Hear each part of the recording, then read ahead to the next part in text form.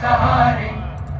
दुविधा की घड़ी में ये मन तुझको ही पुकारे।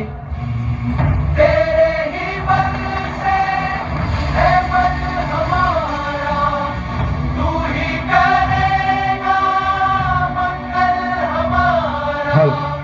मंत्रों से बढ़ के तेरा नाम। સાથે બોલીશું જોરદાર નાદ સાથે।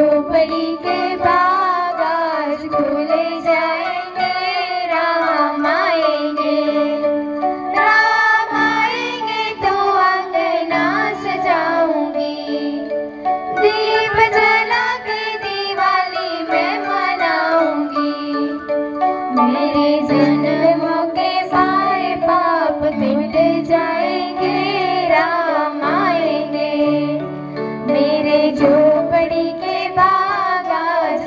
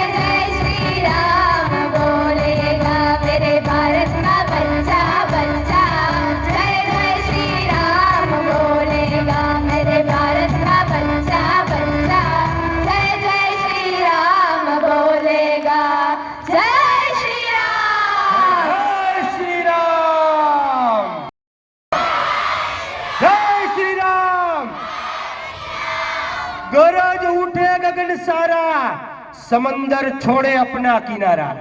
गरज उठे गगन सारा समंदर छोड़े अपना किनारा। हिल जाए जहां सारा जब गूंजे श्री राम का नारा। जय श्री राम, जय जय श्री राम। आवाज गगन भेदी अवाज साथे नाનું પણ કે હાવજનું બચ્ચું હો, ભલે નાનો છે ઉંમરમાં મિત્રો, પણ એની ગર્જના દૂર સુધી સંભળાય છે. એવો જ એક અમારા ધોરણ 5 ની અંદર અભ્યાસ કરતો નાનો એવો હાવજ અને એક સરસ મજાના ગગનભેદી અને એવી વાતો કહેશે કે આપને રામની ભક્તિમાં તરબોળ કરી દે. તો જોરદાર તાલીઓથી વધાવો બોપલિયા ભવ્યને. અહીં ઉપસ્થિત રાષ્ટ્રીય સ્વયંસેવક સંઘના તમામ સભ્યોને, આ શાળાના રસી પીડી કાંજિયા સાહેબને, રંજન મેમને, પ્રિન્સિપલશ્રીઓને તથા મારા વહાલા ગુરુજનો અને અહીંયા ઉપસ્થિત દરેક વિદ્યાર્થી મિત્રોને બોપલિયા ભવ્યના જય શ્રી રામ. ભારતીય સંસ્કૃતિ હંમેશાથી ગુણ પ્રધાન રહી છે.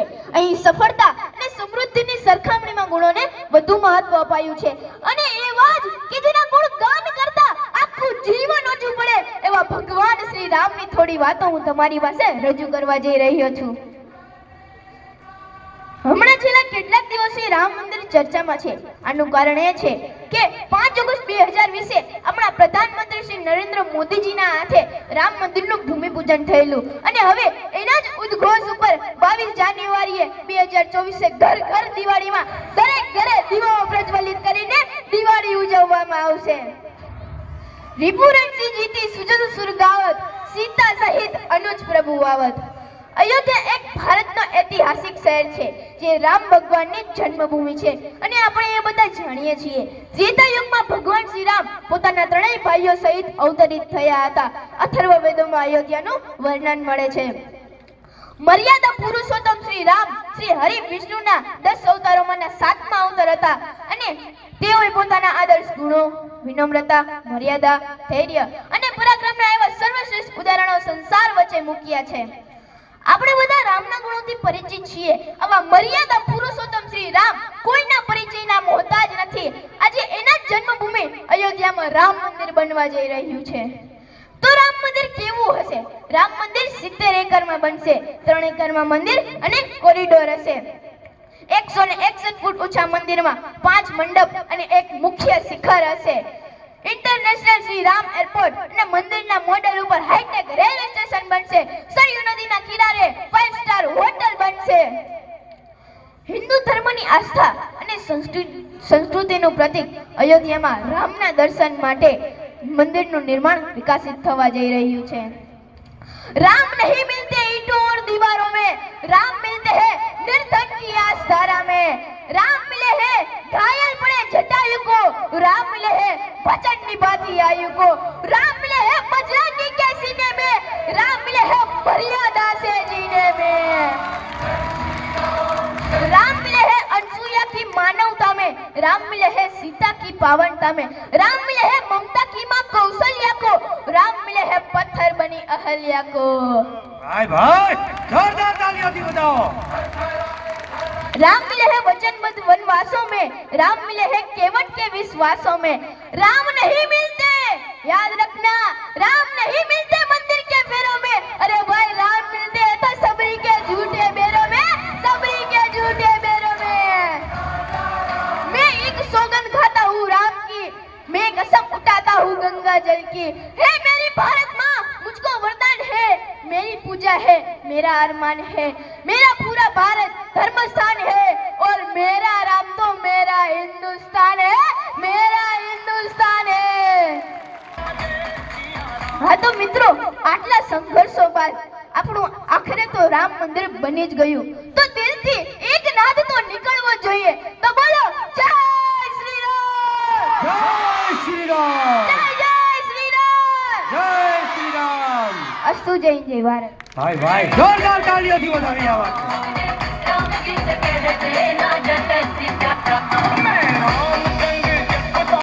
शेर गरजते हैं. ये बाबा का जंगल है, यहाँ शेर गरजते हैं। तो આવા શેર એટલે આ લોકો વિશ્વ હિન્દુ પરિષદના કાર્યકર્તાઓ જેને પોતાના જીવન થકી સાર્થક કર્યું છે કે અમે કોઈ પણ જગ્યાએ કોઈ પણ સમયે શ્રી રામની જ્યોતને પ્રજ્વલિત રાખીશું। દરેક વખતે જય શ્રી રામ બોલવાનું રાખીએ, આવું હું તમારી બધા પાસે ઈચ્છું। જ્યારે મળીએ ત્યારે જય શ્રી રામ, છૂટા પડીએ ત્યારે જય શ્રી રામ, સુતા પહેલા યાદ કરીએ જય શ્રી રામ, ઉઠીને પહેલા પહેલું સ્મરણ જય શ્રી રામ। અને હાવ સાચું કહું ને તો એક નવી પ્રથા જોઈને મને હમણાં થોડાક દી પહેલા બહુ દુઃખ થયું। 1/1/2024 મને એક જણાએ કીધું હેપી ન્યૂ યર, મેં સામે જવાબ આપ્યો તો જય શ્રી રામ। मुझे चढ़ गया भगवान। આપણે પણ આપણા જીવનની અંદર આવી વાતોને ઉતારીએ તો આવા જય શ્રી રામ સાથે સાથે જીવનની અંદર ઉતારવાનાર જય શ્રી રામને આપણી સમક્ષ રજૂ કરશે વિશ્વ હિન્દુ પરિષદ ના કાર્યકર્તા જેમનું નામ છે મિલનભાઈ પૈડા। એમને હું આમંત્રણ આપું કે પધારો અને જય શ્રી રામની વાણીમાં અમને તરબોળ કરો। તો મિલનભાઈ પૈડાને જોરદાર તાળીઓથી વધાવો મિત્રો।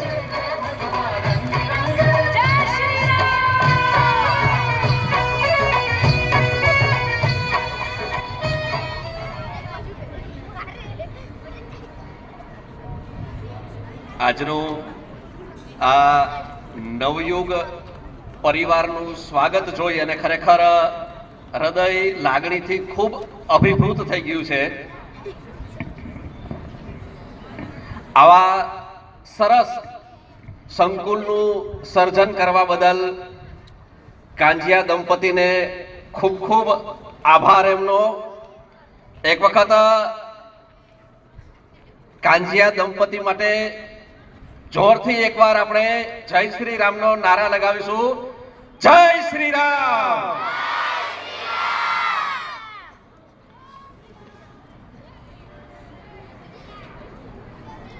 આજના આ એક રીતે કહી શકીએ તો લઘુ અયોધ્યા રૂપ આજે નવયુગ સંકુલનું દેખાય છે। અને જેવી રીતે અયોધ્યાની અંદર રામ રાજ્યમાં એવું કહેવાતું કે પ્રત્યેક વ્યક્તિ તપસ્વી હતા, તો આજે લગભગ હું માનું છું ત્યાં સુધી છેલ્લા 2 કલાકથી આપ અહીંયા તપ કરી રહ્યા છો અને અયોધ્યાથી જે અક્ષત પૂજિત થઈને આવ્યા છે એ અક્ષતનું સ્વાગત કરવા માટે થઈને કડકડતી ઠંડીનો સામનો કરીને તમે જે અહીંયા બાળકો, વિદ્યાર્થીઓ અને શિક્ષક ગણ જે બેઠા છે એમને હૃદયપૂર્વક હું નમસ્કાર કરું છું। મારે કહેવાનું ઘણું બધું કામ તો જે કહેવાનું હતું એ ઝાલા સાહેબે કહી દીધું છે અને 50% જે મારે કહેવાનું હતું એ ભવ્યએ કહી દીધું છે। આટલું સરસ વર્તમાન સ્થિતિની અંદર જે શાળાની અંદર નાના બાળકોથી લઈ અને શિક્ષકો, પ્રોફેસરો સુધી જે માહિતી રાખતા હોય, અપડેટ કરતા હોય, આવું દ્રશ્ય જોઈ અને ખરેખર ખૂબ આનંદ થાય છે। અને એવું લાગે છે કે ફરીથી 22 તારીખે રામલલા અયોધ્યામાં બિરાજશે અને ફરીથી ભારતમાં રામ રાજ્યનો ઉદય થશે। ફરી એકવાર રામ રાજ્ય આવશે। મારે થોડુંક રામ મંદિરના ઇતિહાસ વિશે જે કહેવાનું છે કે જે જગ્યાએ ભગવાન શ્રી રામનો જન્મ થયો હતો એવી સરયુ કાંઠે અયોધ્યા નગરીમાં રામના પુત્રએ લવકુશ જેમનું નામ, એમણે સૌ પ્રથમ મંદિર ત્યાં બનાવેલું।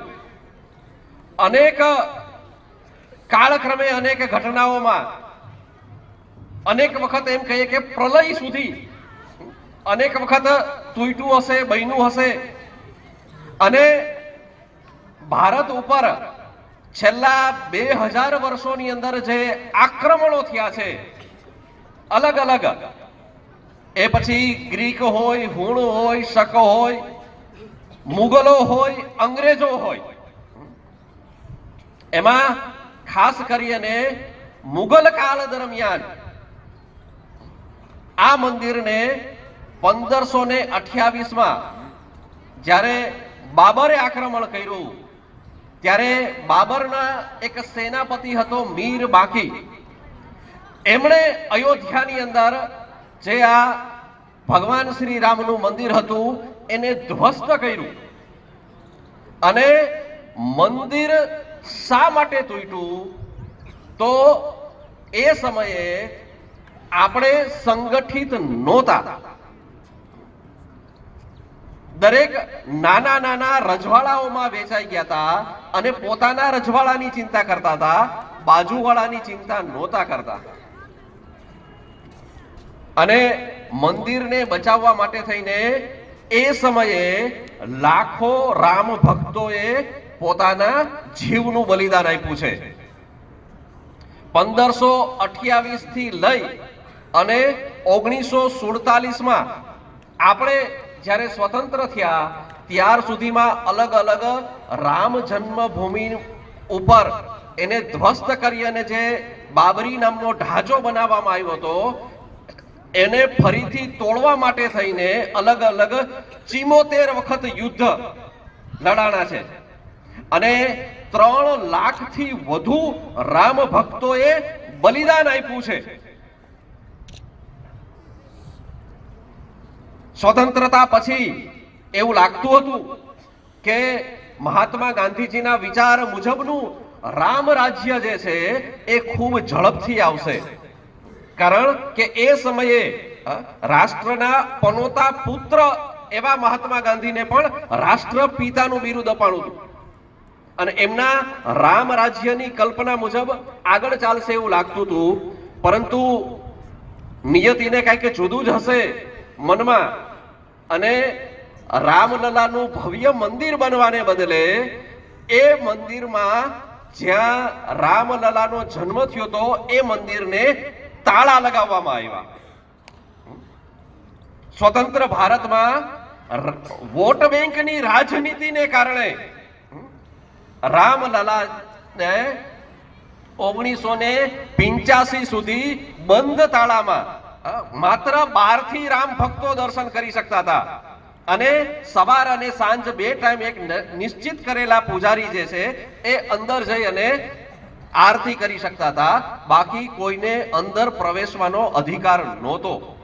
છતાં પણ આ દેશમાંથી દરરોજના હજારો અને તહેવારો ઉપર લાખો રામ ભક્તો જે છે એ 12 થી દર્શન કરવા પણ જતા. 1982 ની અંદર વિશ્વ હિન્દુ પરિષદ દ્વારા ધર્મ સભાની અંદર એવો ઠરાવ પસાર કરવામાં આવ્યો કે રામ મંદિરના તાળા ખોલી અને માત્ર રામ મંદિર જ નહીં પરંતુ મથુરા અને કાશી એટલે કે રામ જન્મભૂમિની સાથે કૃષ્ણ ભૂમિ અને ભગવાન મહાદેવનું કાશી પણ મુક્ત કરવામાં આવે. કારણ કે મુગલોના આક્રમણ, મુગલો એવું માનતા કે જે ધર્મસ્થાન છે એને ધ્વસ્ત કરો એટલે હીનતા આપણા હૃદયની અંદર ઉત્પન્ન કરવા માટે થઈને કે જો તમારા ધર્મસ્થાન અમે તોડી નાખ્યા અને ત્યાં અત્યારે અમે બનાવેલી મસ્જિદો છે.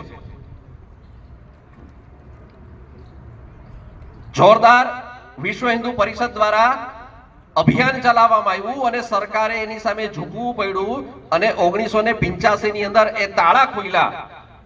ત્યાર પછી 1986-87 ની અંદર રામ જાનકી રથયાત્રા નીકળી. 1989 ની અંદર પ્રથમ કાર સેવા થઈ અને રામ ભગવાન એટલે સાક્ષાત મર્યાદાનું સ્વરૂપ, સાક્ષાત સમરસતાનું સ્વરૂપ કે જે ક્ષત્રિય વંશના હતા છતાં પણ છેવાડાના વ્યક્તિ એટલે શબરીની પાસે પણ પોતે ગયા હતા. કેવટ એમનો પરમ મિત્ર. અને આજના સમયમાં આપણે જેને આધુનિક ભાષામાં એસસી અને એસટી સમુદાય, જનજાતિ, અનુસૂચિત જનજાતિ જેને કહેવામાં આવે છે એવા છેવાડાના લોકોને પોતાની ભેગા રાખીને સુગ્રીવ, હનુમાન, જાંબુવંત આને રાખીને એ સમયની વિશ્વની જે મહાસત્તા હતી એ મહાસત્તાને એમના ગઢમાં જઈ અને લંકામાં જઈ અને રાવણનો સંહાર કર્યો હતો. એ ધારે તો અયોધ્યાથી સૈન્ય બોલાવી શકતા હતા, પરંતુ સંગઠિત શક્તિ, સમાજની શક્તિનો એમણે પણ પરિચય કરાવ્યો હતો એ સમયે, અને એ જ પરિચય જે છે એ વર્તમાન સમયમાં પણ જોવા મળ્યો.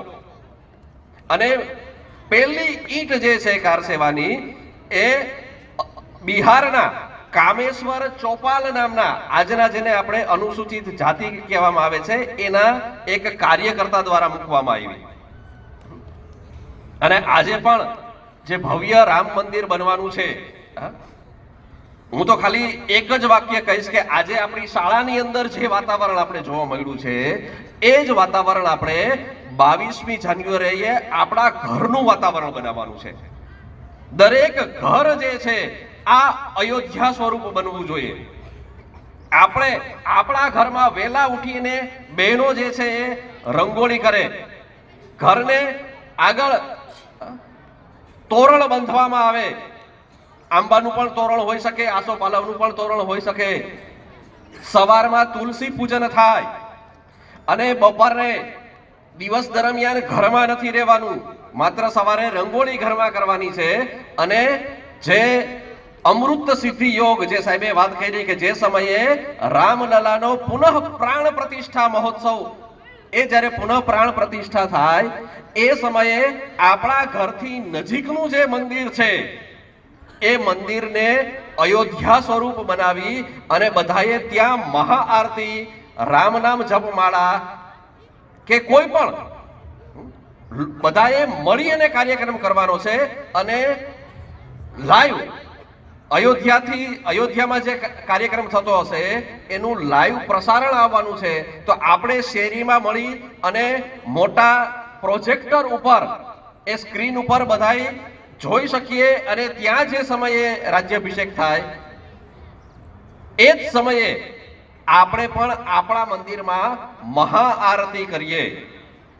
સાંજે દરેક ઘરમાં, પરિવારમાં ઓછામાં ઓછા 5 દીવા પ્રગટાવીએ. ઓછામાં ઓછા 5 કહું છું, પોતાની શક્તિ અનુસાર જેટલા દીવા પ્રગટાવી શકીએ એટલા ઓછા છે, પરંતુ 5 દીવા તો ઓછામાં ઓછા દરેક વ્યક્તિ પ્રગટાવી જ શકે. એક વસ્તુ જે નથી કરવાની, આ વસ્તુ યાદ રાખજો, ફટાકડા ફોડવાના નથી. ઉત્સાહ ખૂબ હોય કેમ આ મનમાં સર્જાશે, પરંતુ કેમ એનો જવાબ અત્યારે હું નહીં આપું, પણ આપણો સંયમ એટલો રાખવાનો છે. દીવો પ્રગટાવી અને દિવાળી મનાવવાની છે. આ દિવાળી જે 22 જાન્યુઆરીની છે એ ફટાકડા ફોડીને નથી ઉજવવાની. અને આ મંદિર એની વિશેષતા એ તો ભવ્યએ કહી દીધી. એમાં થોડુંક જોડવાનું મારે એટલું છે કે અત્યારે આખું આ જે મંદિર બને છે એમાં ક્યાંય પણ લોખંડ કે સ્ટીલનો ઉપયોગ થયો નથી. માત્ર પથ્થરથી જ, પથ્થરને એકબીજા ઉપર એવી રીતે ગોઠવવામાં આવેલ છે. અને આ મંદિર જે છે એ ઓછામાં ઓછા 1000 વર્ષ સુધી સુરક્ષિત રહેશે. મંદિરને 2000 ફૂટ જમીનની અંદર એક ટાઈમ કેપ્સ્યુલ એવું આવે છે કે જે 1000 વર્ષ પછી પણ જમીનમાંથી એ જ્યારે ટાઈમ કેપ્સ્યુલ કાઢવામાં આવશે ત્યારે આજના જે રામ મંદિરની જેટલી માહિતી અત્યારે મેં તમને વાત કરી એ સિવાય પણ વધારે આખો રામ મંદિરનો ઇતિહાસ એ ટાઈમ કેપ્સ્યુલની અંદર લખીને સુરક્ષિત કરવામાં આવ્યો છે કે જે હજારો વર્ષ પછી પણ જ્યારે કાઢવામાં આવશે ત્યારે લોકોને આજના સમયની વાતાવરણ અને રામ જન્મભૂમિનો સાચો ઇતિહાસ જાણવા મળશે. આમાં 2587 સ્થાનોની પવિત્ર માટી એ એના પાયામાં પૂરવામાં આવેલી છે. એટલે એમાં ગુજરાતનો ગિરનાર આવી જાય, હિમાલયની માટી આવી જાય, બદ્રીનાથ, કેદારનાથ બધી માટી આવી જાય. 150 નદીઓના પવિત્ર જળ જે છે એ એના પાયામાં રેડવામાં આવેલા છે. 3 સમુદ્રનું જળ એમાં લેવામાં આવ્યું છે. અને લંકામાં જ્યાં શ્રી રામ ગયા હતા લંકામાં પણ અલગ અલગ 16 જગ્યાએથી પવિત્ર જળ લઈ અને આ મંદિરના પાયાની અંદર રાખવામાં આવેલું છે. મંદિરની અંદર જે ભવ્ય મૂર્તિ બનવાની છે ભગવાન શ્રી રામ અને સીતાની, આ મૂર્તિ માટેનો પથ્થર જે છે આ પથ્થર નેપાળથી લેવામાં આવ્યો છે અને એનું જે કાર્બન ડેટ મુજબ દરેક પથ્થરનું એક આયુષ્ય નક્કી કરી શકાય. આ કાર્બન ડેટ મુજબ એ પથ્થર છે એ 6 લાખ વર્ષ જૂનો છે કે જેમાંથી ભગવાન શ્રી રામ અને સીતાની મૂર્તિ બનવાની છે. આ મંદિર માટે જે બીજા પથ્થરોનો જે ઉપયોગ થાય છે, આ પથ્થર જે છે એ બંસીપુર રાજસ્થાનના જે ગુલાબી પથ્થરો જે છે એ રાજસ્થાનથી પથ્થર ગયા છે. અને જે કંઈ પણ લાકડા ઉપર નક્કાશી જેને કહેવામાં આવે છે, આપણે મંદિરની અંદર જોઈએ આ નક્કાશી છે એ કન્યાકુમારીના કારીગરો કરે છે. અત્યારે દરવાજા જે છે મોટા મોટા બને છે, આ દરવાજા જે છે એ હૈદરાબાદના કાર્યકર્તાઓ જે છે એમને એ કામ સોંપવામાં આવ્યું છે. અને જેટલું પણ લાકડાનો ઉપયોગ થાય છે આ લાકડું જે છે એ મહારાષ્ટ્રમાંથી લેવામાં આવ્યું છે. અને જે કંઈ પણ એની અંદર ગ્રેનાઇટ ના પથ્થરનો જે ઉપયોગ થાય છે એ ગ્રેનાઇટ છે એ કર્ણાટક અને તેલંગાણામાંથી લેવામાં આવેલા છે. મૂર્તિ જે કઈ બને છે એના શિલ્પકાર જે છે એ ઓરિસ્સાના છે.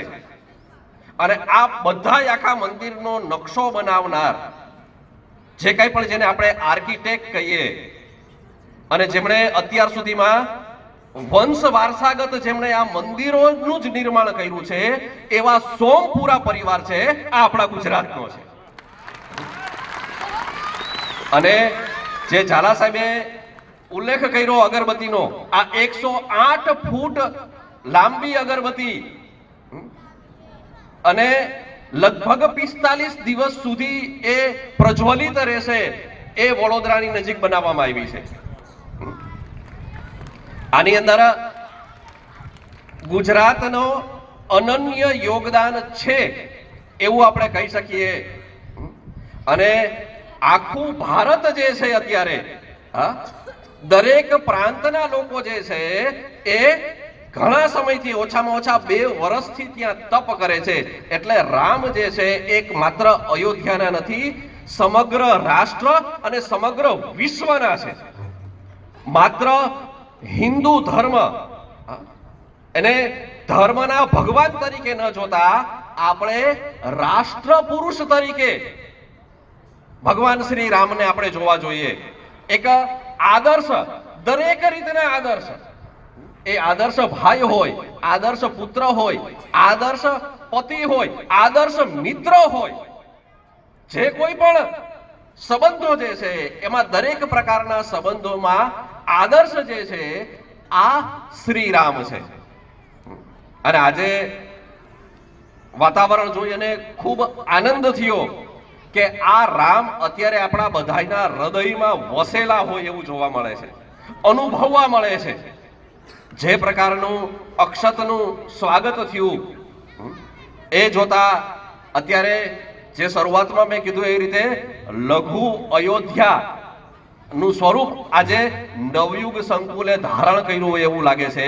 તો આજ જે કંઈ પણ ઉલ્લાસ જે જોવા મળ્યો, આજ આપણે 22 તારીખે પણ આપણા ઘરને, આપણી શેરીને સજાવી અને જે પ્રકારના કાર્યક્રમો અહીંયા આપણે કર્યા આને યાદ કરી અને 22મી જાન્યુઆરીએ પણ ફરી એક વખત દિવાળી ઉજવીએ એવી આપ સૌને કરબદ્ધ પ્રાર્થના કરી મારા વક્તવ્યને વિરામ આપું છું.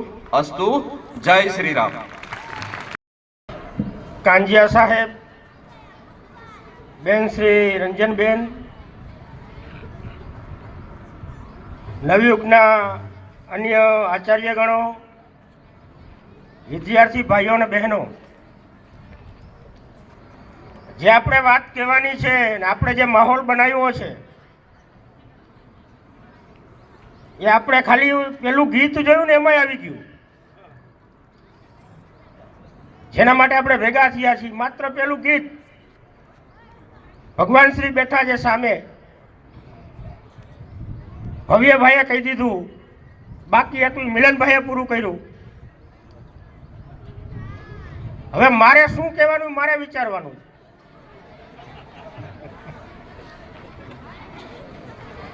પણ છતાંય કહેવાનું કંઈક કીધું છે એટલે થોડુંક તો કહેવું જ પડશે. આ માહોલ જે છે ખાલી 22 તારીખ પૂરતો આપણે નથી બનાવવાનું. 22 તારીખ એક મંદિરના કાર્યક્રમની એક પ્રતીક માત્ર છે, માત્ર પ્રતીક છે. જો આપણે ભારતીયો સનાતન ધર્મને માનીએ છીએ, સનાતન ધર્મ એટલે વર્ષોથી જેનું અસ્તિત્વ છે, જેનું આજે આપણે પાલન કરી રહ્યા છીએ, એ ધર્મ આવતા હજારો વર્ષ સુધી એમનેમ ચાલુ રહે એવો પ્રયત્ન આપણે કરવાનો છે. તો એના માટે શું કરવું પડે? જે અખંડ ભારત હતું એક સમયે, લાહોર આપણા ભારતમાં હતું, લાહોરમાં વિદ્યાપીઠો હતી, ગાંધાર પ્રદેશ એ પણ ભારતનો ભાગ હતો. ઢાકાજી અત્યારે બાંગ્લાદેશનું એ પણ ભારત હતું. કોલંબો શ્રીલંકાનું એ પણ ભારતનો ભાગ હતું. બાબરે જે આક્રાંત થઈને આવ્યો હતો ભારતમાં 1528 થી જે વાત કરી, ત્યાર પછી ભારતને નુકસાન શું થયું એ વિચારવા જેવું છે. એ પેઢીનો ઇતિહાસ માત્ર 500 વર્ષનો જ છે. અકબર, બાબર, હુમાયુ, જહાંગીર, કોણ કોના બાપ હજી ખબર નથી પડી.